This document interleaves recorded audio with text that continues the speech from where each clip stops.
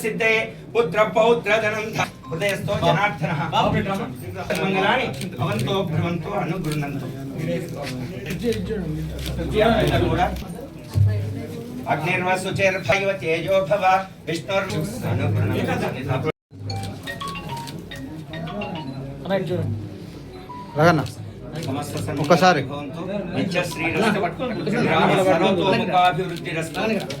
శుభం భూయాత్. ప్రత్యేకించి నల్లగొండ జిల్లాలో మంత్రుల అవినీతి విశ్వరూపం బట్టబయలైతా ఉంది. మొన్న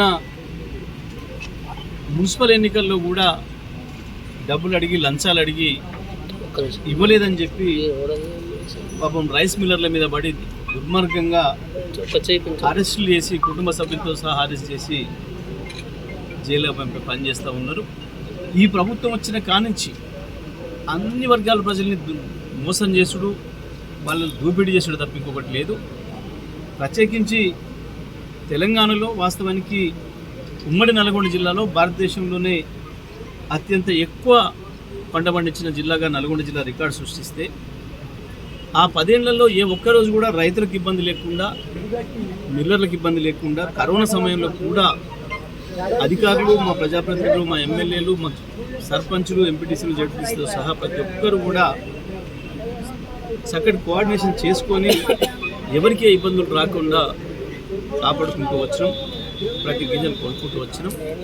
కానీ ఈ ప్రభుత్వం వచ్చిన తర్వాత ఒకవైపేమో దోపిడీదారులకు, దళారులకు వదిలేసి రైతాంగం యొక్క ధాన్యం కొనుగోలు చేయకుండా ఆ సమయానికి ధరలు తగ్గించి అమ్ముకోమని చెప్పి, ఆ ధరలు తగ్గించి అమ్ముకోమని చెప్పి దానికి ప్రతిఫలంగా మాకు ఎన్నికల ఖర్చులు లంచాలు ఇవ్వాలని చెప్పి మిల్లర్ల మీద ఒత్తిడి చేసి కూడా దుర్మార్గంగా వాళ్ళు భయభ్రాంతులకు గురి చేస్తున్నారు.